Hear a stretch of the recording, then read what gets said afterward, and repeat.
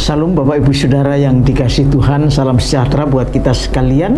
Senang sekali kita boleh berjumpa dengan satu renungan yang baru dari firman Tuhan yang akan sama-sama kita renungkan buat kita sekalian. Bapak Ibu Saudara, kita sudah masuk dalam tahun yang baru, yaitu tahun 2022. Kita percaya bahwa Tuhan telah memberkati saudara dan saya di tahun 2021 dan kita sekarang berada dalam tahun 2022. Dan kita percaya Tuhan juga akan memberkati saudara melalui berkat firman Tuhan yang hari ini kita akan sama-sama renungkan. Saya akan bacakan beberapa ayat dari firman Tuhan di dalam Yakobus pasal yang kelima, ayat yang ke-1 sampai yang ke-6. Saya akan bacakan buat saudara dan kita sekalian. Jadi sekarang, hai kamu orang-orang kaya, menangislah dan merataplah atas sengsara yang akan menimpa kamu. Kekayaanmu sudah busuk dan pakaianmu telah dimakan ngengat. Emas dan perakmu sudah berkarat dan karatnya akan menjadi kesaksian terhadap kamu dan akan memakan dagingmu seperti api. Kamu telah mengumpulkan harta pada hari-hari yang sedang berakhir. Sesungguhnya telah terdengar teriakan besar karena upah yang kamu tahan dari buruh yang telah menuai hasil ladangmu, dan telah sampai ke telinga Tuhan semesta alam keluhan mereka yang menyabit panenmu. Dalam kemewahan kamu telah hidup dan berpoya-poya di bumi. Kamu telah memuaskan hatimu sama seperti pada hari penyembelian. Kamu telah menghukum bahkan membunuh orang yang benar, dan ia tidak dapat melawan kamu. Bapak Ibu Saudara yang dikasihi Tuhan, beberapa ayat yang baru saja kita baca buat kita sekalian adalah mengingatkan kepada kita. Sekalipun kita tentu merupakan satu kerinduan buat orang percaya bahwa Tuhan tidak pernah mengecewakan kita. Bahkan Tuhan memberkati kita melalui apa yang disebut dengan kekayaan. Tetapi kali ini Yakobus mengingatkan kepada kita sekalian bahwa jika kita tidak bisa mengerti tentang apa arti kekayaan, sesungguhnya menjadi jerat buat kita. Karena itu di dalam ayat ini ada beberapa hal yang kita renungkan. Tuhan mengingatkan bahwa ternyata orang kaya tidak selalu benar di hadapan Tuhan. Dalam hal ini dia katakan kepada orang kaya yang tentu adalah tidak ada di dalam jalan Tuhan, karena dia tidak tahu bagaimana menjadi orang kaya dalam kebajikan. Yang pertama, jadi sekarang hai kamu orang kaya, menangislah dan merataplah atas sengsara yang akan menimpa kamu. Tuhan memberitahu lebih dahulu apa yang akan menimpa orang yang kaya jika orang kaya itu tidak kaya dalam Tuhan. Yang pertama adalah kekayaanmu sudah busuk dan pakaianmu telah dimakan ngengat.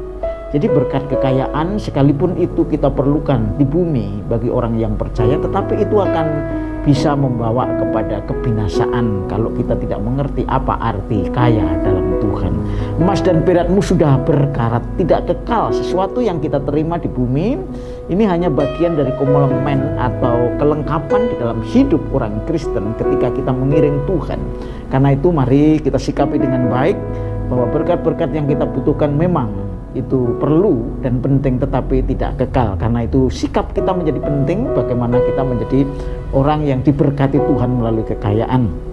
Kamu telah mengumpulkan harta pada hari-hari sedang berakhir. Jadi kita diberkati bukan karena kita ingin mengumpulkan harta. Kita diberkati karena kita ingin menjadi berkat. Itu tujuan Tuhan memberkati saudara dan saya. Karena itu mari bagi kita sekalian yang saat ini sedang diberkati Tuhan atau juga mungkin ingin memperoleh berkat Tuhan, kita diperingatkan supaya saudara dan saya menjadi orang kaya yang benar-benar kaya dalam kebajikan, kaya di dalam firman Tuhan. Sesungguhnya telah terdengar teriakan besar karena upah yang kamu tahan dari buruh yang telah menuai hasil ladangmu, dan telah sampai ke telinga Tuhan semesta alam keluhan mereka yang menyabit panenmu.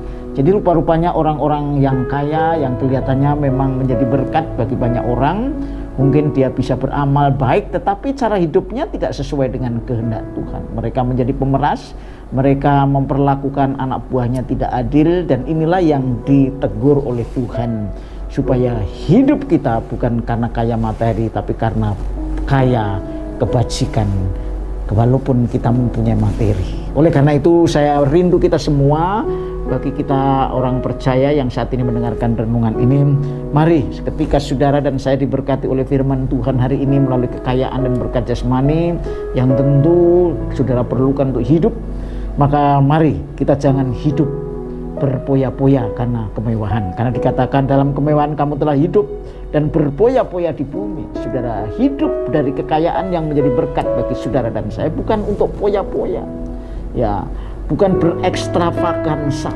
tetapi untuk menjadi berkat, untuk menjadi saluran berkat kekayaan itu buat orang yang membutuhkan, supaya bukan untuk memuaskan hasrat hati kita yang tidak akan berujung, karena memang nafsu selalu mengintai dan mengintip kehidupan kita menjadi orang yang terus berbuat dosa. Tapi firman Tuhan mengatakan hari ini supaya saudara dan saya diberkati untuk menjadi berkat, menjadi kaya dalam kebajikan.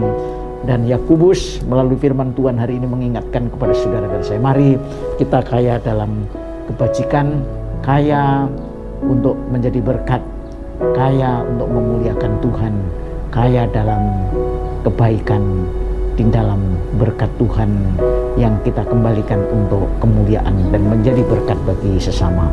Kiranya firman Tuhan kali ini Bapak Ibu Saudara memberkati kita sekalian, bahwa kita boleh menjadi kaya, tetapi kaya dalam kebajikan dan memuliakan Tuhan. Tuhan Yesus memberkati kita sekalian. Amin.